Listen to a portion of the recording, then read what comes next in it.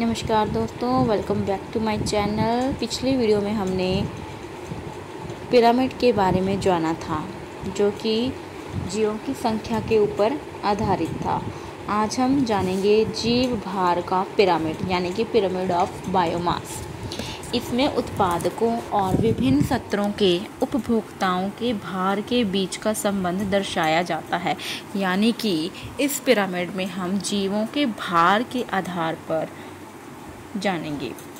इसमें आधार से शीर्ष की ओर प्रत्येक पोषण सत्र पर जैव भार के हास्य को देखा जाता है।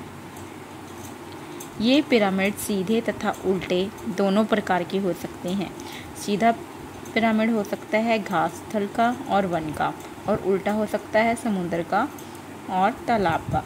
चलिए देखते हैं एक घास स्थल का पिरामिड, जिसमें आधार में प्राथमिक उत्पादक है, जैसे कि घास और पेड़, जो लगभग 500 टन होगा। और उसके ऊपर प्राथमिक उपभोक्ता, जो हिरण और खरगोश हो सकते हैं, उनका जो भार है वो 50 टन होगा। और उसके ऊपर आते हैं हमारे द्वितीयक उपभोक्ता, जैसे कि भेड़िया और सियार, जिनका जो भार है वो 10 टन होगा।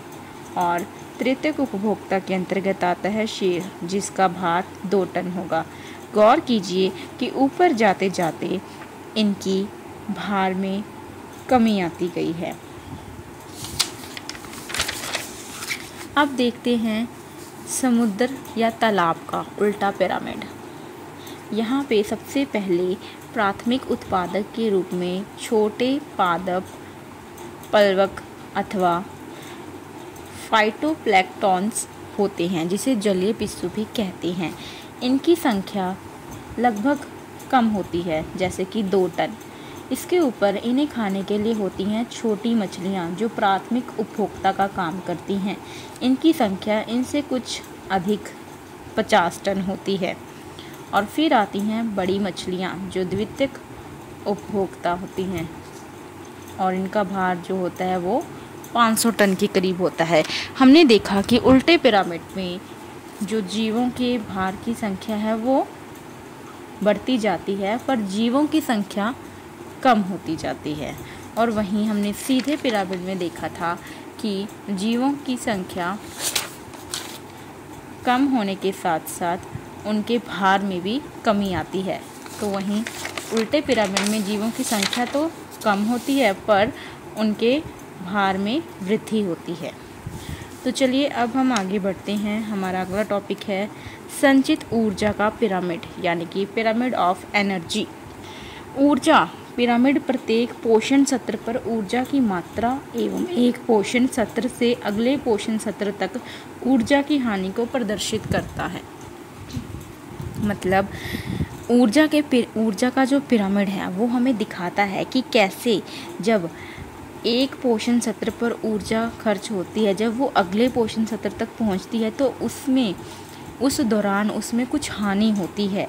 यानी अगर 100% ऊर्जा में अगर वो ऊर्जा आगे स्थानांतरित होगी, तो उसका सिर्फ 10% ही आगे जाएगा, बाकी ऊर्जा की हानि होगी।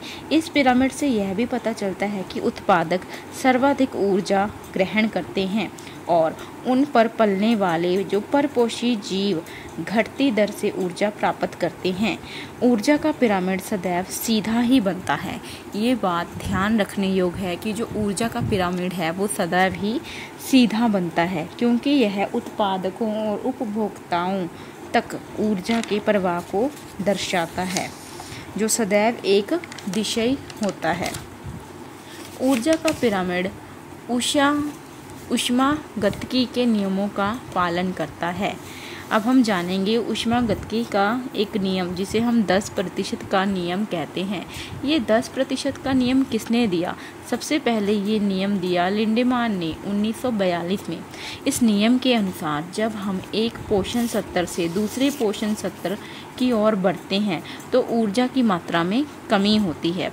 एक पोषण सत्र से दूसरे पोषण सत्र में मात्र 10% ही जाता है। यानी कि अगर इस डायग्राम को हम देखते हैं, तो यहाँ पे जो प्राथमिक उत्पादक है घास है, वो सूरज और वायुमंडल से CO2 की मात्रा लेकर अपनी जो ऊर्जा है वो 1000 जूल प्राप्त करती है। वहीं जब प्राथमिक उपभोक्ता इसको खाएगा तो उसमें इसका सिर्फ 10% यानी कि 100 जूल ऊर्जा ही जाएगी।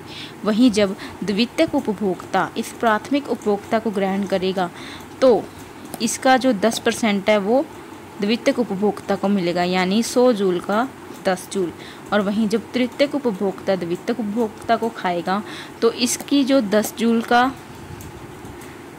10% है, यानी कि 1 जूल वो शेयर को प्राप्त होगा। इस तरह हमने देखा कि एक पोषण सत्र से दूसरे पोषण सत्र में जाते जाते जो ऊर्जा है वो 10% ही स्थानांतरित होती है। इसी कारण ऊर्जा का प्रवाह एक दिशाई होता है। आई होप आप सभी को ये पिरामिड समझ आए होंगे। Thank you.